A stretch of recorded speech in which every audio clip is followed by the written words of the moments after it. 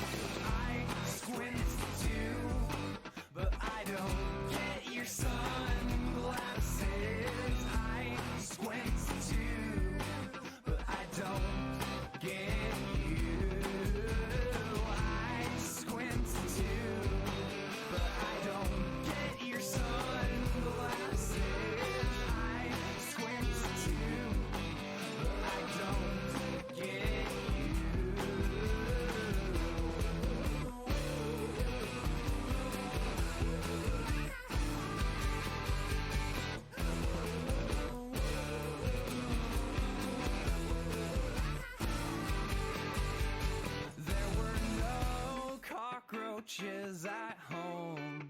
Now when I meet them I consider them friends, but you think that I won't when my house is infested.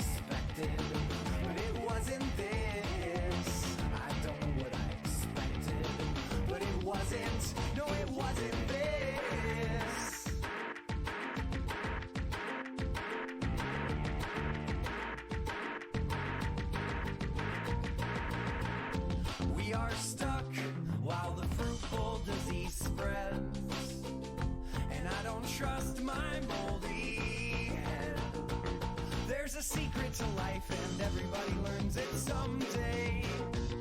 When your grandfather winks, he's foolishly telling you something. I don't know what I expected, but it wasn't this. I don't know what I expected, but it wasn't, no, it wasn't this. If you ever miss home, you can always Google map it, 'cause the librarian trusts you, even if it's only habit. You were hidden in my index under Tyrannosaurus Rex, and I will always love you, even if you watch Sex in the City. Even if you watch Sex in the City. Life is fun, 'cause it's a joke. Hurts no one when you croak. All alone your whole life. All alone after you die. So when the cards bounce everywhere, isn't it fun beating solitaire? Isn't it fun beating solitaire? Isn't it fun? I've been making jokes about my dead friends. I've been making jokes about my dead friends. I've been making jokes about my dead friends. I've been making jokes about my dead friends.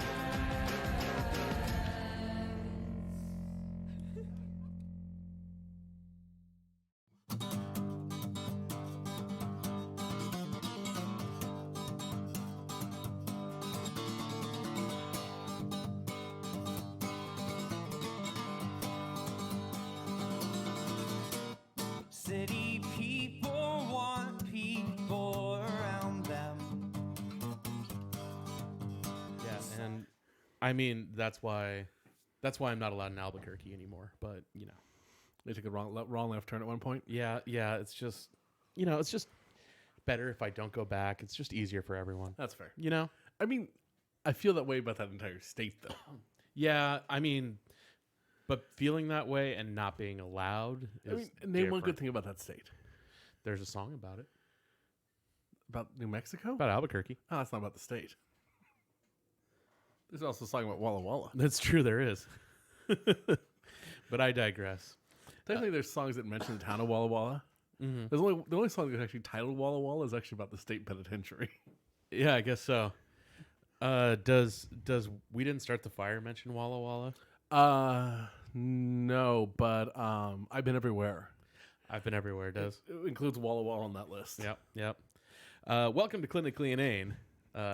We are a nerdy podcast out of Seattle. Everywhere but Albuquerque. Yeah, everywhere but Albuquerque. I'm Curtis. That's Boyd. Mostly. Most of the time, most days. You'll have to excuse me. We didn't have an episode last week because I couldn't speak. Yeah, it was nice. Yeah. Wait. Which was terrible for me sitting in meetings. Yeah, I was literally sitting in here in this office on my work computer, like having in Skype meetings. Yeah, I literally would be like, "Yeah, I don't think we should do that. We should go this route." Like that's where my voice was. Yeah. So, yeah, it wouldn't have gone very well for a podcast. I mean, I lost my voice. I lost my voice on Wednesday. Yeah. And I did not get it back until Sunday. Like, my voice came back Sunday evening. You said to pony up on the fact you're a little hoarse. Podcast is over now. Hey, shortest episode ever. Thank you very much. I'll be here. I won't be, actually. Yeah. So here's the fun part is I lost my voice. Yeah. And I was like, okay. And I had like a fever and like I just did not feel good. Like I was seeing a little bit of double, like had that like head cold kind of thing. Yeah. I still, after all that, I wasn't like feeling like I had a little bit of a sore throat, but I wasn't like snotty or like congested. It was just like I had sinus pressure, but it wasn't like, that kind of thing. All of a sudden I was like, I feel a lot better. Like 2 days later, I was like, man, my sinuses are really dry. The next day, I'm like coughing, doing the thing where I'm coughing shit up in my, like in the morning, where you're coughing up, what do we affectionately call it? Lung butter. What's today's Amazon deal, Boyd? A Dyson heater, air purifier, and fan. I don't think we need it. All right. Yeah. But yeah, it was that thing where you get up in the morning, you just go, and something flies out of your throat, and it's this just giant big green glob. Yeah. Yeah. I was all better for like 2 days, and then that started, and I'm like, are you fucking kidding me? So you'll excuse me if I cough a bit. So thinking of awkward announcements, I forgot to turn off my phone one night this week. Like turned volume off, and I got a buzzing alert at like a lot of alert to wake me up at 3 a.m. Yeah. Netflix asked me if I wanted to continue a show. I'm not gonna watch a cartoon based off of Fast and the Furious at 3 a.m. No. Well, you might. Yeah, Just not that night. I feel like that alert's pointless. If I'm up at 3 a.m. and I haven't decided to watch this cartoon already, you're not going to inspire me to. That's fair. If you wake me up to watch it, you're not going to inspire me to. Yeah. I'd watch like one episode of it, so it's like, do you want to continue this? No. At 3 a.m., I've turned off, like, that's kind of the thing when you get a new phone. You have to turn off all the I had it alerts. off, but I went to Wenatchee, so I installed Netflix, and I forgot about that notification. Yeah. Like, I'm remembering about notifications as they pop up, and they're like, do you want to do this? And I was like, I want to turn you off. This is the first Netflix one I'd gotten. Yeah. Because I literally only watch Netflix on my phone when I'm visiting my parents. Yeah. Yeah. Yeah, that makes sense. Because they don't even have Wi-Fi. Well, they don't really have Wi-Fi. Yeah. You had something you wanted to gripe about this morning? You got to narrow that down there. We were talking about Netflix was on my crap list. trailer of some kind. I saw Wonder Woman. Yes. I think Hot Girls had it from the trailer. Oh, it wasn't a gripe. It was something you wanted to discuss about it or something. About the trailer? Yeah. You said, why do you think Hot Girl is in it? There's a momentary scene with a character in like full metal armor with wings. Oh, I'm already telling you you're wrong. Oh, who is it? It's Wonder Woman. Is it? Yeah. Okay. That's one of her. It's one of her costumes. Is the full gold armor with wings. Okay. Then Yeah. never mind. Okay. Yeah, I was like, That's man. also a costume that's come up for Hot Girl though. Yeah. So. See, And it was just a. it's just a quick shot. Yeah. Yeah. Like I could literally show you. Like, I'm trying to remember who the artist is. I want to say no, that'll be wrong. I'm not even going to try and say. It's also one of the. Which one was it? It's one of the early Power Rangers villains too. Goldar. Is Goldar in Wonder Woman? That's the real question. Wonder Woman's golden armor came from. I'm trying to remember what artist it was. That's Mark Waid and Alex Ross. Okay. Oh, it's from Kingdom Come. Okay. That's the original. That's the original place from it. Apparently. Interesting. You could see the momentary, like if it's just a split second, that gold armor. Yeah, it's that's a statue, not what I'm looking for. I was looking for the art. Are you thinking about that one? That looks pretty close, yeah. Yeah, for those On the internets. Yeah, yeah. That they've shown her in some form of that armor already. So like it's from. It's her armor. Oh, it's the Golden Eagle armor. Yes. Okay. Yeah. See, you're learning something. I am. Yeah. Have you read Kingdom Come? It's been a while. It's been a while. I that's one that. Excuse me. I think about young me. Like I didn't learn a lot about comic books until after college. Mm. Like I've always loved comic books, and I've always loved like superheroes and all that stuff, but I wasn't able to really like go buy comic books. I had a couple, you know. My parents would be willing to buy me like a couple of them every now and then, but for the most part, like my comics that I read were graphic novels, Yeah. you know, or the trade collections. I wasn't getting a lot of the little floppy things. Yeah. So, you know, my concept of what was like a collector's item was like, I thought I knew what I was doing. I had no fucking clue, you know? Yep. Ooh, this is a really valuable trade back. Yeah. really valuable trade. Actually, some of them are, Just, but like, and I'm I was so blown away by spectacle of things, yeah. So like I went to the first time I went to New York, Mm-hmm. and I went to I think it's Midtown Comics, the one that's In Midtown? in Manhattan. That's Midtown Comics is the big one. Yeah, It's a big one. yeah. I went there and I was like, I was just so overwhelmed. Midtown Comics is the one where people actually buy like memorabilia for the comic shop. Yes. I have a T-shirt from there. Yeah. Yeah. I was just overwhelmed. Mm-hmm. Like I was used to like going into a game store that might have a spinner rack or A Hastings. or that we had one like comic and game shop in the mall in Spokane. Yeah. But they only carried trades. Yep. So like, they didn't carry the single issues. Mm-hmm. And so like I walked in there and there's all these like there's memorabilia, there's statues, there's trades, there's individuals. Yep. Like I'm blown away. Like, and the thing is I guess I had been to Golden Age Comics in downtown Seattle, where my pull box is now.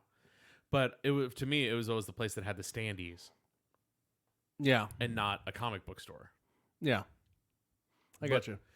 Does that make sense? It really does. Yeah. I understand the difference. Comics are probably 30% of their store. Yeah.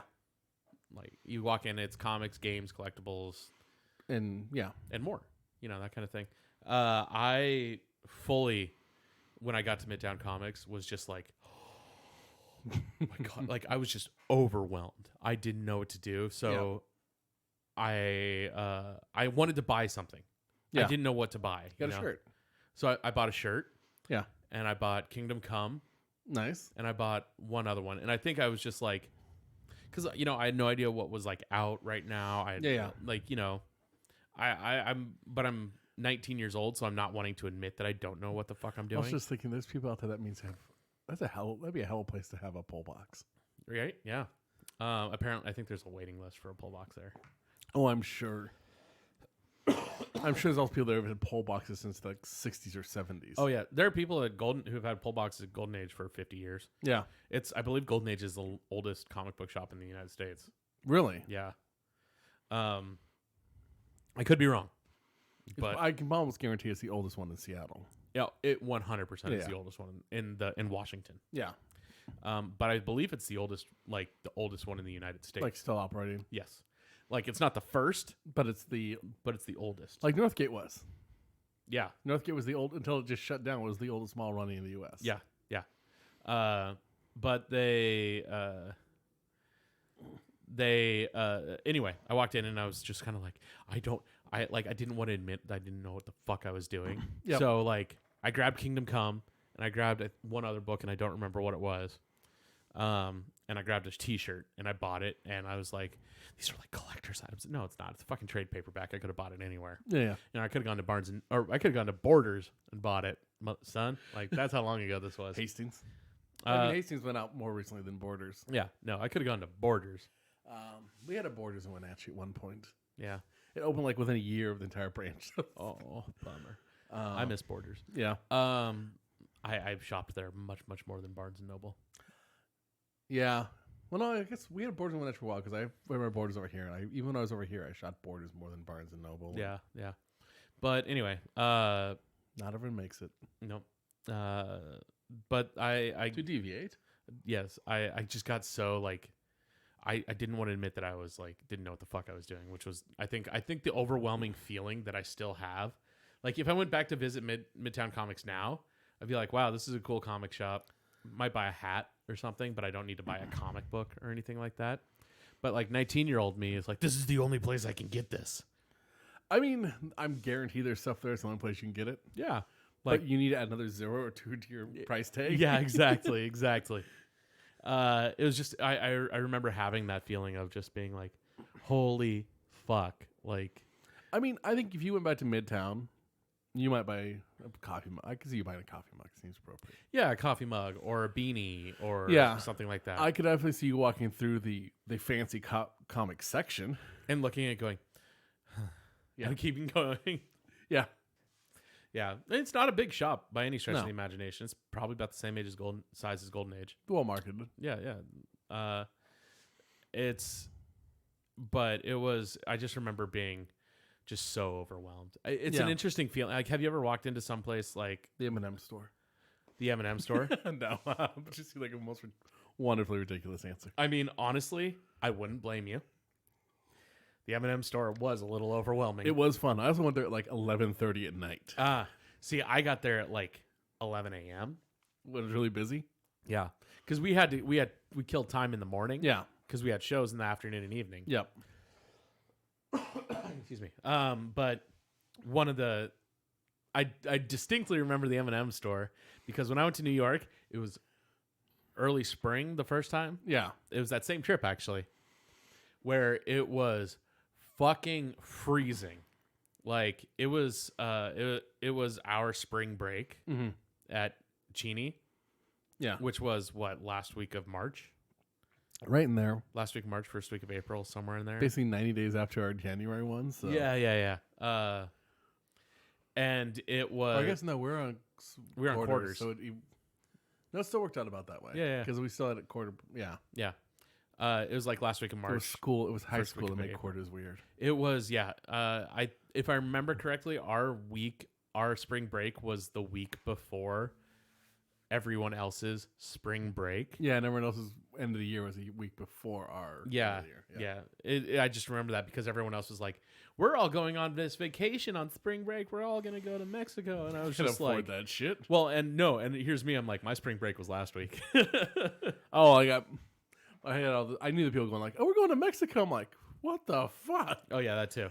But also, I'm going home to shovel rocks because I got to pay for my next semester. yeah, no, mine also was They're like, "We're going," and I'm like, "Well, my spring break is the week before." So Yeah. But the first time I went to New York was during that, and it Oh, it was with a theater group. was the theater, yeah. Yeah. And it was fucking freezing because it was the perfect time of year for wind to go down the tunnel of the buildings. Because if you've ever yeah. been to Manhattan, Well, I mean, any large city, you get the wind tunnel. Manhattan's really bad. Yeah, worse than Pike Pine. Oh, Or worse yeah. than University. Yeah. Yes, much. Like, way worse. Imagine the entire city is like that. Okay. Yeah. Like, the only place you are somewhat free from it is Central Park. Or the subways. Yeah. Free from the wind. Yeah. Maybe not the rain. You just It's true. If it rains, it might flood in the subways. Yeah. I'm just saying.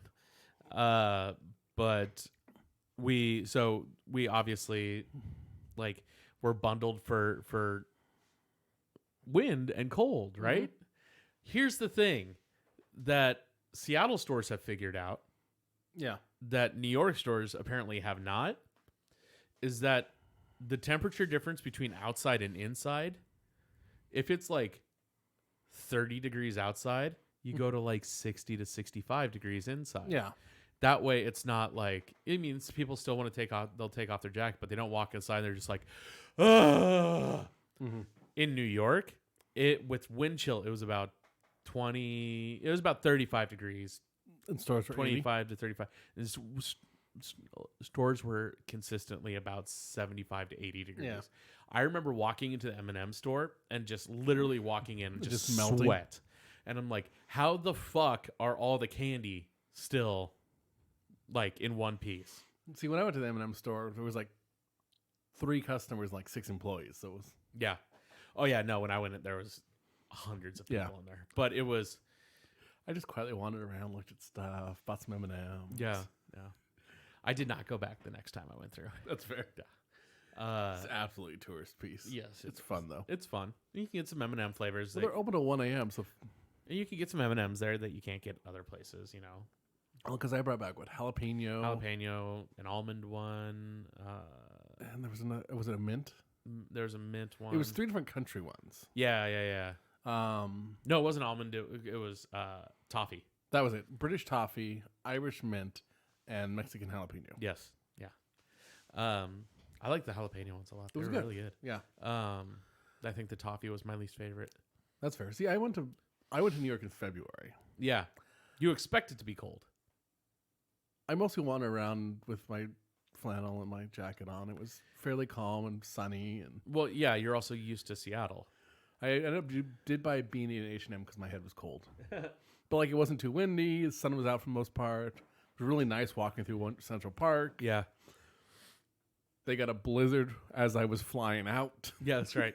You flew out of here when we had a blizzard, and you flew out of New York when they got a blizzard. Yeah. But it was lovely in New York for the week I was there. Yeah. It drizzled a little in the evenings occasionally, but that was about it. Yeah. I think my one of the more fun things that I did was the first time I went? Yeah, it was the first time I went. Is there were a group of us. There was me and one of our buddies, and these two of the girls from the group who were high school girls that had like glommed onto us. Yeah. We're like, all right, you can hang with us. We want, whatever. Let's just roll, kind of Yeah. thing. Because we ended up like wanting to go to the same shows, so they just ended up tagging along with us the entire time. Mm-hmm. And they're like, we're gonna hang out with the older boys, that kind of thing. You were what, like 19? Yeah. So you weren't going to bars anyway. No, Clancy was 20. Yeah. Yeah, So they were like 16 and 17. So it was like Yeah. they're hanging out with the college boys, and we're like, scandalous. yeah, and we're like, whatever. Like Yeah. we're all going to the same show. Let's just have a good time, Mm-hmm. But one of the more fun things that we did in that group was we walked over to like this store that was like a fancy store. Like Mhm. you go in and it's like, like a t-shirt is like $40 kind of thing. Yeah. In 2008, Yeah. a t-shirt was $40. Like, this is a fancy store, and so we were like, all right, $60. You can spend $60. And because because we were going to see Chicago that night, which we've talked about this, and it was disappointing. Yeah. But one of the fun things that we did was like, we're all going to see Chicago tonight. Bless you. Thank you. Was $60. See who can, like, you can supplement it with what you have already and brought with you. Mm-hmm.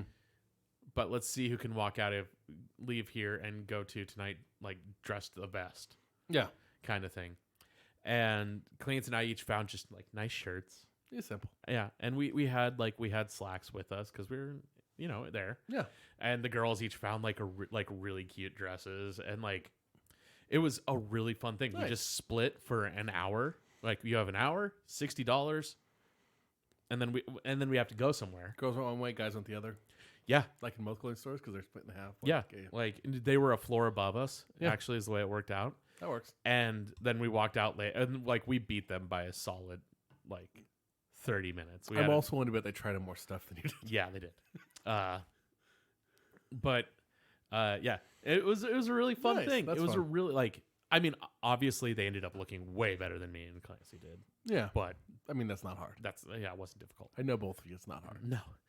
Especially wasn't that difficult for 2008 version of me.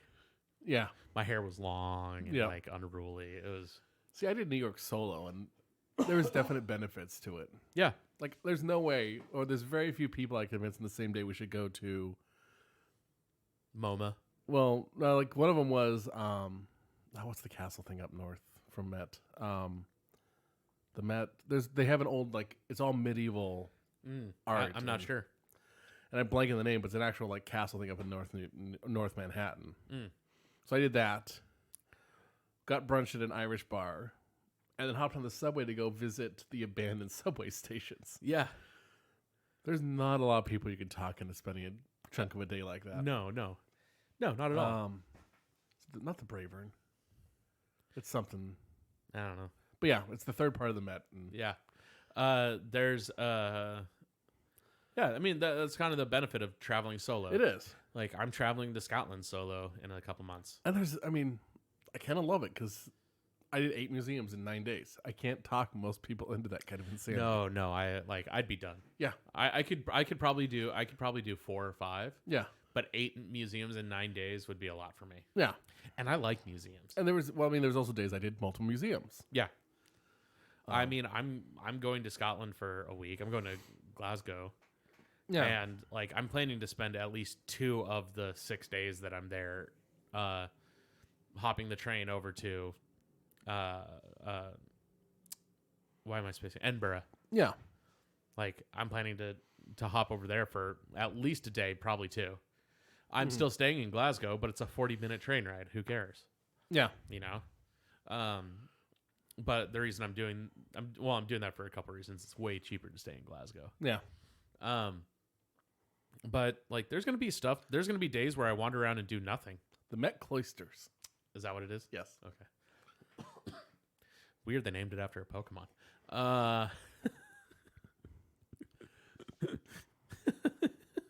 Close, not quite. Different pronunciation there, son. What are you thinking of? Isn't it like... I thought it was oyster. Cloister. Okay. There's cloister and it evolves into shelter. To be fair, a lot of my Pokemon back when I played heavily, in the games I've played heavily, they don't pronounce the words in it. Yeah. That's, as I say, that's a Gen 1, man. I know. They didn't pronounce any of the Gen 1s in the Gen 1 games. It's true. They just sounded like weird 8-bit yelling. And Which is a weird thing in modern Pokemon games. The new Pokemon Yeah. have like new sounds, and the class in the like The Gen, Gen 1 ones still have like the weird old ones. That is fantastic. It kind of fucks with me. I wish they would go one way or the other. You know? Yeah. See, my little brother watched the cartoon far more than I did, so he probably know the proper pronunciation. Yeah, I watched the cartoon. So you got to get it together, boy. Get your shit together. I didn't actually. How dare you? How dare you not get my Gen 1 Pokemon pun? I got the reference. I just thought I didn't know the exact pronunciation. Like, I didn't even play Gen 1 back when Gen 1 was the current one. My brother's playing it, so I didn't. Yeah. I got a couple years later. So. Yeah. Yeah. I mean, whatever. There were like 4 versions of Gen 1 Pokemon, and then they were like, all right, now we have 1,000 more. I remember when Gen 2 came out, it was a big deal. Like, I remember when like Gen 1.1 came out. yeah, like that's what I'm thinking of. Yeah. Like when they were like they introduced like 5 more. Yeah. And we were like, holy shit. I'm still working on the first 20. Come on, man. Like I haven't caught the first 151 technically. Yeah.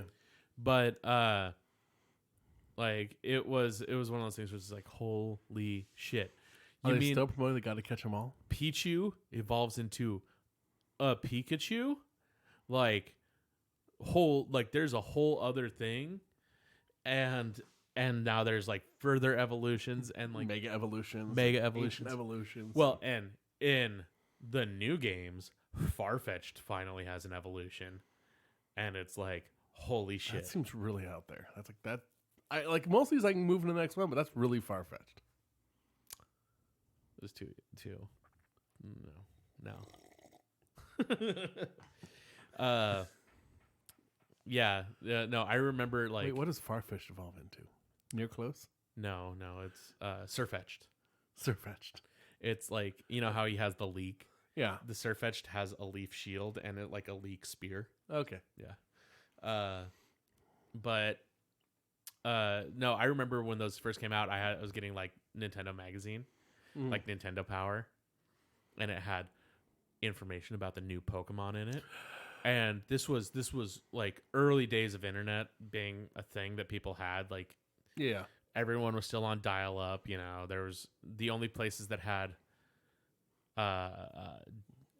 DSL internet was like. My parents were in dial-up in like 2005, so Yeah, I mean mine were too. Yeah, they were like I think we got like a DSL line. My when I was in 2006, like my senior year of high school. I was through Eastern, I think, when they finally got up to. They finally got a cable modem, and then now they're on the self network modem. And Yeah. But yeah, they so like, you know, discussion of this thing on the internet was like everything was like half baked. No one had real information, kind of thing.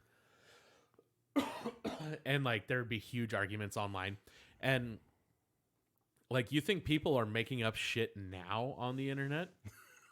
Like now we can if you take 30 seconds, you can cross-check information and verify it. Which most people don't. Most people don't. Yeah. But here's the thing, is that back in the day, that was a solid like 2 to 3 hours worth of research. Mm-hmm. And most of what you would find would be like somebody's Angel Fire site or GeoCities. It'd be, what you would have are two competing ideas. Like one person says, oh, it's this. Another person says it's that. Yeah. And the thing is they both just made things up. Yeah. They both just completely made it up. Like they're like, oh yeah, this here. Like I'm going back to Pokemon because it was one that was so prevalent in my life when I was that age. Yeah. Was when I was younger was like we like, oh yeah, there's this Pokemon that evolves into this one, and then you come to find out that you're just like, no, there never was. But it was a prevailing internet thing for a while that there was. There was never that Pokemon. It never existed. Yeah. People just made shit up and it took off on the internet. But by took off, I mean there were like 4 websites that said it, because one of them said it once and then the other 3 said it again after that. But there was no way to directly verify one way or the other. Because like the Nintendo website was like, hush, hush. No, like the Nintendo website, nothing. It was basically like, we are Nintendo. Here is where you buy our things. Oh, yeah. The end. Like there was no like the Pokemon website was like, it's cute, buy our cards. Here's where you like, it was like, you can buy our cards at the Wizards of the Coast store in SeaTac Mall. Like that's how long ago this was. Yeah. Yeah.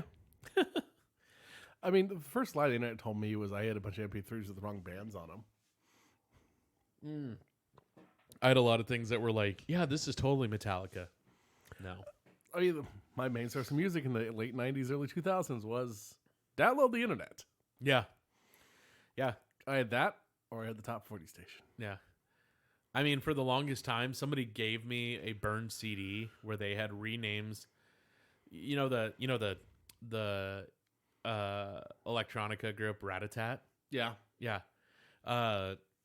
Again, taking it back to Pokemon.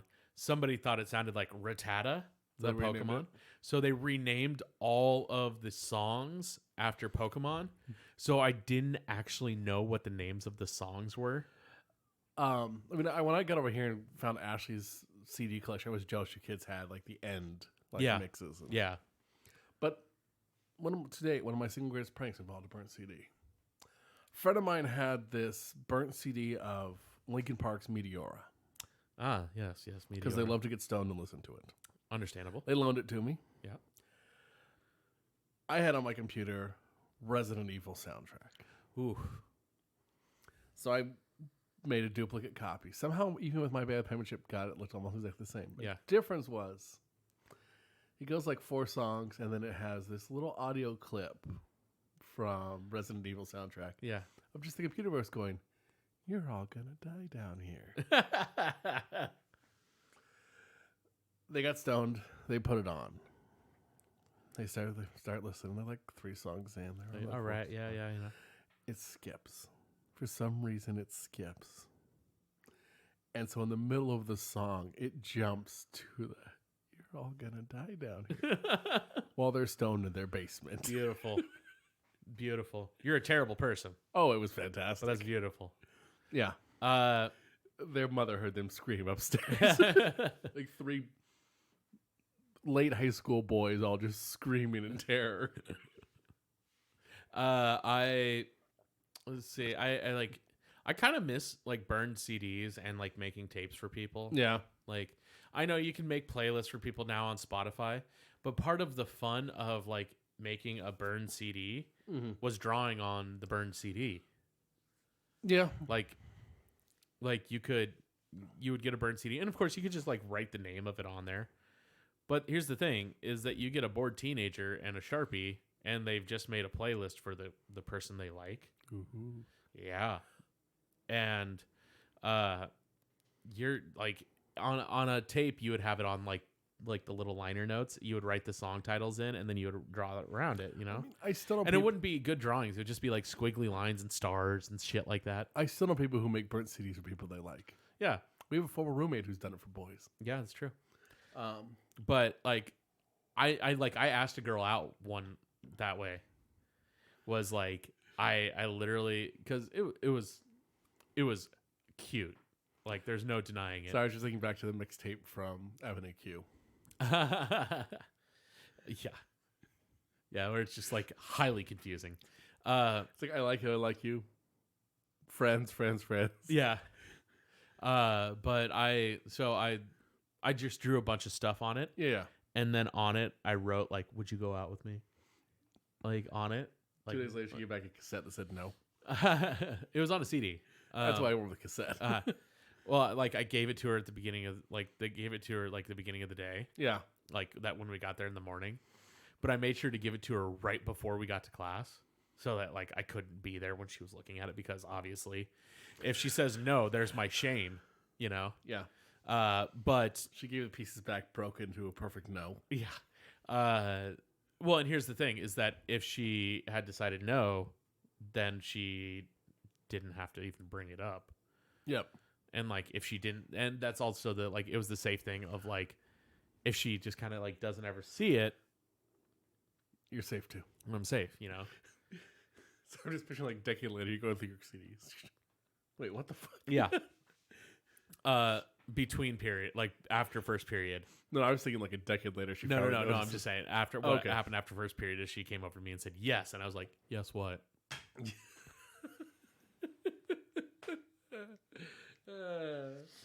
Ladies and gentlemen, Curtis has not really moved beyond that. No, I'm real smart, real smart. But she's like, yes, I'll go out. I was like, oh, shit. Now I have to actually take her out on a date. Shit, I did not think this far ahead. But yeah, Planet did not go this far. you know, we dated for like a year. And she's a friend now.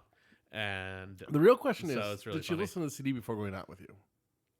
it was the second CD I made her. Okay, so she heard the first one. She knew what she was getting into with what your weird taste in music is. Well, I mean, and this is high school me's music, so it was like, I said weird. yeah, no, high school me didn't have that weird of taste in music. It was pretty, Okay. like, if it was esoteric for me in high school, that meant it was Emo? a little bit older. Okay. So it was like, esoteric for me in high school was like, Ska? it was like Soundgarden. I was just thinking, so this was a mix of just emo and ska? Yeah. No. There may have been a ska or emo song on there, That- but that there's was- like, you know, I think the weirdest thing that I got was like the radio single from the Mars Volta. But the rest of it was like, you know, Soundgarden or No Doubt or, you know, things of that nature. And like, whereas like for me, esoteric music today, like weird other music for me today is just wildly different than it was back then. Like back then it was like, wow, can you like nobody listens to this. It's like, yeah, nobody fucking listens to it because it's older music and you're in high school. I was thinking, back then, esoteric for you music was still all in English. Yeah. Yeah. See, I'm old to remember, like... Or it was also like it was like Stevie Ray Vaughan. You Yeah, know? see, I'm also old enough to remember radio cassettes Yep, I did that too. and radio ringtones. No, yep. I never did a radio ringtone. I did radio cassettes. Yeah. Where you'd get like the DJ talking over the end of the song too. Yeah. It's like, no, dude. It's like, God damn it. In the early 2000s, late and mid 2000s, there was definitely also the bands that like that was like the thing they did on their CDs then. Like Yeah. the DJ would come out at the end of the song, like Well, like Queens of the Stone Age, Songs for the Deaf has various DJ sketches throughout it, you know? yep. In fact, the first song on that album, was it You Think I'm Not Worth a Dollar, but I Feel Like a Millionaire? Starts off with like this very like low key radio song. You have to kind of like turn it up to hear what they're saying, you know? And then it finally, when it kicks in, it's loud and screaming, and basically what it does is it lulls you into turning it up a little bit, and then it's just like, holy fuck. Which one is it? There's the Queen's Stone Age song that it's their big hit that like ends with the DJ talking about the song in Spanish. Oh, First It Giveth. Yeah. Yeah. But yeah. I can hear it in my head. Good, yeah. I don't think I can say those words out loud. From No, what I hear in my can't. head, but I definitely. I don't know. It's all Spanish. And then first they'd give it, and then Spanish. I'm like, yeah. Queens of Stone Age. Yeah, yeah. Um, I've also realized. So recently, I've been getting like one word and then like a beat breakdown stuck in my head of music, which is really annoying. yeah, because you can't look up the lyrics. Exactly. Yeah. It's really hard to describe like the music pattern on Google. Yeah. Apparently, you can sing it to your like Alexa or Google, and it might catch it. Yeah, but like, no, I'm not. Hey, you know what? The only people who are going to know are you and the person assigned to listening in on your device. I have a team. uh, I know there's at least 3 of them. Okay. Speaking of teams, we should probably talk about Birds of Prey. Yeah. Yeah. We went and saw Birds of Prey. Or what is it? The Fantabulous, Prey and the Fantabulous Emancipation of One Harley Quinn. Yes. Yes. What did you think? I've been twice now. You've been twice now. I'm going again today. Yeah. So I may go again today. I have to make a phone call, but or a text message actually. yeah. I think it should actually be a Facebook message. Whatever. I need to reach out to a contact about something. Yeah. I need to get information. Yes. Yes. What did you think? I really enjoyed it. Really enjoyed it. I saw a pretty apt description of a lot of the way that it plays out. It's like somebody goes, it feels a lot like John Wick, but with glitter. Yeah. I Like can see that. I mean, like the way that the hyper stylized violence of it. Yeah. And like just the way it all plays out. It's like it does kind of feel like that, but there's a lot more glitter. I mean, to me, the organization, the hyper stylization, it all feels very like Harley Quinn is telling the story. It feels like a comic book. Yeah. Like, I've seen people be like, it doesn't feel like a comic book movie. I'm like, the fuck kind of comic books are you reading? Because this feels like a comic book to me. Yeah. Like, short of, I mean, there's the comic movies that like include like the frames. And that's the only. Yeah, where they're like, because it's. Like the first half of Suicide Squad. Or, you know, the Ang Lee Hulk movie. Yeah. I forget about that. That might be worse than Suicide where he Squad. actually like goes into like panel frames. Yeah, yeah. You're just like, dude, we know it's a comic book character. Battle Royale. That one did that one too. Are you talking about the Asian one? No, not Battle Royale. Battle Angel. Wait, no, not Battle Angel. Alita? No. What's his face? Before 300. Damn it. All right, guy who did 300. Zack Snyder? Zack Snyder. He had another early like comic book based movie. No. Are you thinking of Sucker Punch? Yes. Sucker Punch was after 300. Was it after? Yeah, That's right. That's why he was able to make Sucker Yeah, Punch. but it also had I remember it had the yeah, breakdown panels. it's like Battle Royale is No. Sorry, Sucker Punch. Sucker Punch. Don't ask where my brain went to on those words. But Yeah, I'm pretty sure Battle Royale is a Japanese like it is. movie. Yeah. But no, yeah, I get really irritated with the like. See, did you see it's a comic book movie? Did you know this is a comic book movie? Like when it's stylized in a good way, I think Scott Pilgrim pulled it off pretty well. Yeah. Like Scott Pilgrim pulled it off really well because it was comic book and video game, and They leaned fully into. I mean, it was quirky and fun. Like whereas like the Ang Lee Hulk movie was hyper super serious and like took itself way too seriously. Yeah. And then it was bad on top of that. First half of Suicide Squad had a bit of that the block stuff. Yeah. But that first half is kind of a little more lighthearted and quirky. Well, that one's made by the trailer company. The first half was? Yeah. Okay. The first half is cut by the trailer company, which is why it feels like it's vignettes with cool music. Okay. Because that's what it is. Yeah. The second half was what was cut by the director. Okay. And so like that's why it feels so disconnected. Two very different movies. I will say one of the funniest things that happened coming out of that was after the movie was over, you looked at me and go, You know, if nothing else, this movie has served to show me how much Suicide Squad really fucking sucks. Yeah. Well, no, I think it was reinforced it, but yeah. Yeah, reinforced how much Suicide Squad sucks. Yeah. Which it does. It does. It really does show how bad Suicide Squad is. Mm-hmm. Because like the movie's not too long. It's an hour and like 43 minutes. If you stay through the entire credits, which I like, at least the first time you go, I recommend staying through the credits. There's not an after credit scene, but there's something, and it's funny. Yeah. Highly recommend. But the other thing being that, like, again, I'll go back to this. We've harped on this a number of times. Is that a movie is as long as it needs to be. Yeah. And this is like this is the perfect time for that storyline. Yeah, a good movie is as long as it needs to be. Like we point at Once Upon a Time in Hollywood was almost 3 hours long. Yeah. That was fine. It was as long as it needed to be. Yep. It didn't feel like it when we walked out that we were like there for 2 hours and 45 minutes. No. Avengers Endgame was as long as it needed to be. Mm-hmm. This, an hour and 40 some odd minutes, as long as it needed to be. Yep. Like if it would have like tried to push more, it didn't need to. And it kept a good pace throughout the entire Rise of the Skywalker. Rise not of as long as it needed. Not as long as it needed. I still need to watch the Blu-ray edition of it. Dr. Sleep Yeah. was is 2.5 hours long. It Yep. could have been 3, but it was still very good at 2.5. Yeah. But like we've talked about this a number of times, it's just a thing. Mm-hmm. Like there's no set time for a movie. No, there's no set time for a movie.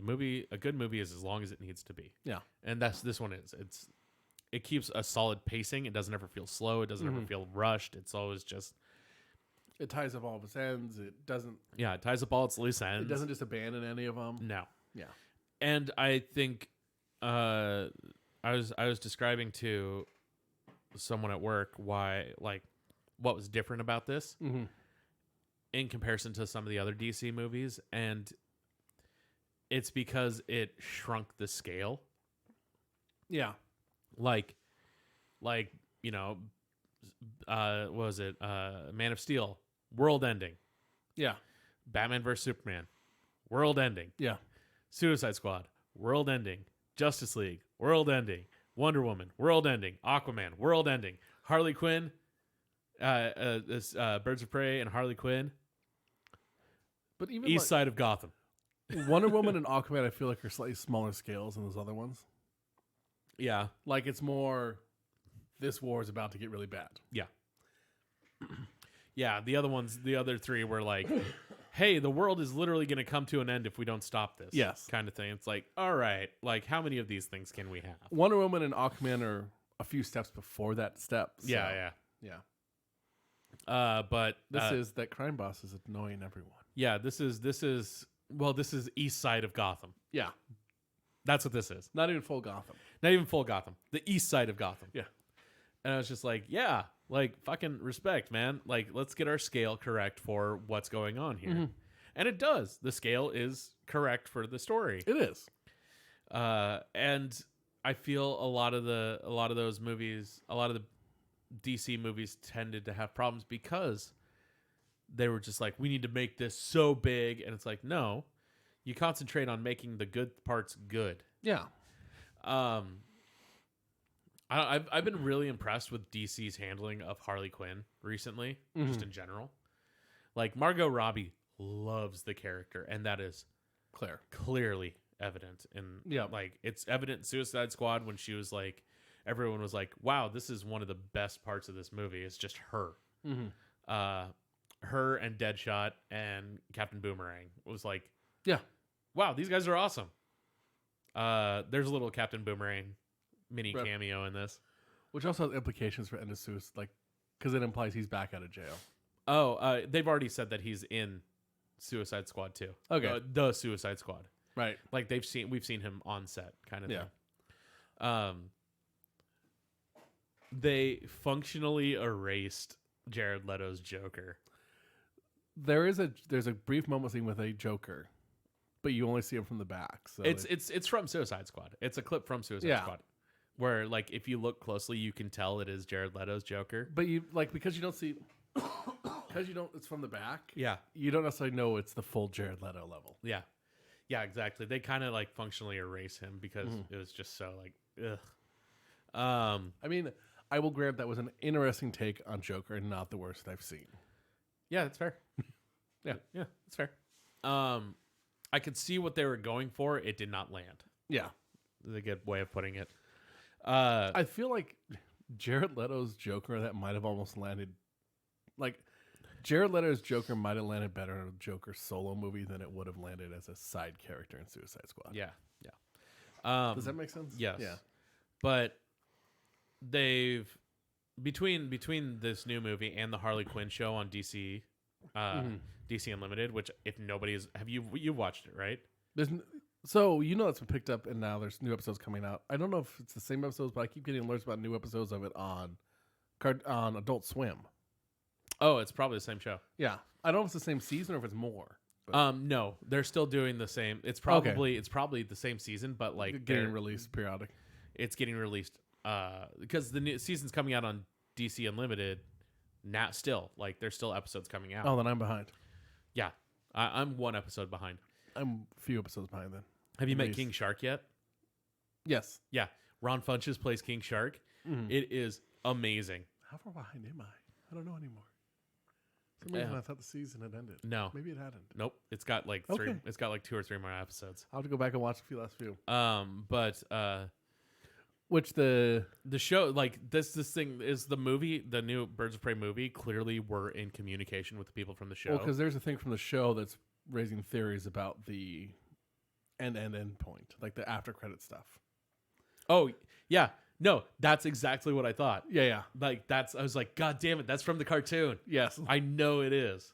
But Suicide Squad, the movie, like, there's also some, like smaller details that I love. Like they address superhero or supervillains with long hair. Yeah, and like actually gets in one of their eyes at one point. Yeah, that's been a point on the internet for a while. Where like Wonder Woman's real power is her hair doesn't get in her eyes. Right. Yeah. I also appreciate. I was trained by assassins since I was a child. 0 social skills. Yeah. Which makes sense. Yeah. No. That's the thing is all of the characters feel like the characters. Yeah. Like, I wasn't sure how I would feel about an older Renee Montoya because it's the question, you know? Yeah. It's not the question. Like, the question is, how do I feel? Not how do I feel about older Renee Montoya. Renee Montoya is the question. Yeah. Like the character, the question. One of the people who's been the question. Yeah, she was the second one. Yeah. And she was so great, and I kind of was like hoping they would go a little bit further. I mean, older Renee Montoya, I think it kind of worked because it adds that level of jaded. Mm-hmm. Yeah, it does. One thing I will say, I am not surprised that this movie is not doing great with the a bunch of like the hardcore dude crowd. Yeah. Like the guys who are like the release the Snyder Cut guys. Mm-hmm. I am not surprised this is not doing great with them because it basically calls them a bunch of whiny bitches. Yeah. Yeah. Like it's a pretty like it is a pretty staunchly feminist and like fuck the patriarchy strong movie without like, and the thing is it does it in a way that it's like, yeah, you're absolutely right. It doesn't feel preachy, I guess is a good way of saying it. I'd say the villains in this movie are terrifying too. Yeah. Yeah. Yeah. Ewan McGregor is so gross in this. His lieutenant is too. And Zaz, Victor like, Zaz. Zaz. But watching how Zaz like influences Black Mask at the same time, Yeah, is so and how interesting. they like clearly have this weird relationship. Yeah, So on a certain level, I see almost pairing a certain foil to Harley, like Harley to and Zaz. Harley and Joker. Yeah, Yeah. And it's pretty accurate for Black Mask too. yeah, Like he's a fucking he was spoiled, and then he got cut off, and now he's bitter. He's also extremely misogynistic. yeah, and that works for the character. Yeah, like Black Mask, Roman Sionis, is extremely misogynistic. It's just kind of weird seeing fucking Ewan McGregor do it. But doing it well. He does it so well. There's one scene that's really uncomfortable, and it's Yeah. perfect for what it is. Yeah, I know which one you're talking about. Yeah. The club scene. Yeah. Yep. I will say there are a few moments in the movie too where the reason I can like comfortably compare it with John Wick in some places is you remember the moment in John Wick 2 where he actually kills a guy with a pencil? Yeah. Or in John Wick 3 when he kills the dude with the book? Yeah. When he like puts it in his mouth and Mm-hmm. And when we saw those moments, we just went, oh. There's a couple of those moments in this. Yeah. There's some limbs bending the ways they shouldn't be. I mean, the two big ones I think with that are Take a Seat Yep. and In the Garage. In the garage. Yeah. You know. Oh. Mm-hmm. Yeah. It's rough. But like overall, like it's really fun. Yeah. The way that they're brought together is not like a prototypical like hero story. It's very much like everyone has their own self-serving interests, and it's just like Their interests basically. There's a point where their interests all align on that. and their interests all align. It doesn't feel like we have to get the team together. No. It's because it's not. It's not. And it shouldn't be. Yeah. And I think that works really well. And where the quote unquote team ends up at the end is where they should be. Yeah. It makes sense. Well, for the most part, yeah. One character is very different from comics. I can't say on here; it's a spoiler. That's fair. But like, you can clearly see their influences in that from the Harley Quinn comic books over the last couple of years. Amanda Conner and Jimmy Palmiotti. Yeah. I was wanting to say Amanda Palmer, and I was like, no, that's wrong. Their comic book, it's Amanda Conner and Jimmy Palmiotti are the ones who wrote it, who made it. Where when Harley breaks up with the Joker and goes off on her own and all that stuff, like that was the influence for the design of a bit of the influence for the design of Harley in Suicide Squad. Was like the roller derby girl. Yeah, and that shows up at points. And Yeah. There's definitely references to various Harley outfits throughout it. Yeah. The one in this is that there's like lots of little Easter eggs to Suicide Squad. That's really fun. Like they acknowledge that movie happened, but they're not, like leaning into it. But there are elements of that. There are elements of elements of the comic book. There are elements of the new cartoon, which is really great. There is. There's elements of and then there's their own little Margot Robbie take on her, which is great. There's actually one there's one costume on the show, but I don't want to say it on the show because I'm worried now it's going to be a spoiler. But there's the version 1.0 costume. Yes. Doesn't show up. No. Oh, well, it does in a form at the very beginning. I don't think it was. No, it wasn't even in that. Yes. Was it? Yes, it is. Okay. Yes, it is. The Paul Dini costume. Yeah. Yes. Yes, it is. Okay. Yes. Very briefly. This one's not spoiler because it's in the trailers. Well, the scene is shown, but the part is one thing they've stuck with Harley recently that I kind of like is they're not really clear on whether she was jumped or pushed. Oh yeah, into the acid. Yeah. And they kind of do similar things with the cartoon too, where like the cartoon deals with that heavily at one point. Yeah, her when she thinks she sees Jokers and like proposing to her. Yeah, and that's not what it is. No. Oh God. The thing is, I really enjoyed it. There's a lot of really great moments. It was done with an awareness of all the characters. Yeah. Like they did a good job with Black Canary. They do a great job with Huntress. They do a great job with Renee Montoya. I love the level of social skills given to someone who's been trained assassin their entire life. Yeah, the Huntress. Yeah, it makes perfect sense though. Like, yeah, and it makes sense which version of Huntress they went with too. Yeah, the Helena Bertinelli one. Yeah, because There's a version of Huntress 2 where she's Helena Wayne, Mm-hmm. where she's Bruce's daughter. Yeah, But that's, I think, like an Earth 2 type thing. that makes sense. Uh, Also, the timeline put that closer to like Batman Beyond. But yeah. What I think it is it's an Earth 2 thing, and then she, like, Earth 2 Huntress comes to Earth 1 okay, kind of thing. yeah. No, I like the Bertinelli Huntress, and Yeah, no, it works. It works does. really well, and I really like Huntress in general. So I think Yeah. she's a great character. I also really like Mary Elizabeth Winstead, so yeah, who a lot of you might know as Ramona Flowers. mm-hmm. I think she's great. She really likes superhero shit. I can tell. yeah, Like she was Ramona. She was in this. She likes sci-fi stuff too. She's in 10 Cloverfield Lane. mm-hmm. She was in Sky High. That's right. She's in Sky High with Danielle Panabaker, who is now on The Flash. Mm-hmm. Like, And I think we've seen a lot of sci-fi. Ewan McGregor just likes roles he can sink his teeth into. yeah, he does. He really does. And he eats up screen time on this. One of my other favorite people in Hollywood is involved in this one. Who's that? Daniel Pemberton. Oh yeah, sound the sound designer. Or score, or Yeah, the composer on this one. composer. Yeah. But because he did one of my favorites, Man from U.N.C.L.E., Yep. Jobs, Yep. Spider-Verse, Yep. Ocean's 8. Mm. It's the music and it's good, though. Yeah. Like, You've seen his name around a bit. like I'm tempted to go. He apparently did King Arthur: Legend of the Sword. That's the Guy Ritchie one, right? But she's in a few Guy Ritchies now. Then yeah, That's the one with Charlie Hunnam. yeah. Yeah. Which apparently is not a good movie. But It's not. now I'm actually somewhat more intrigued to see it just to hear the Music's great. Yeah, Yeah.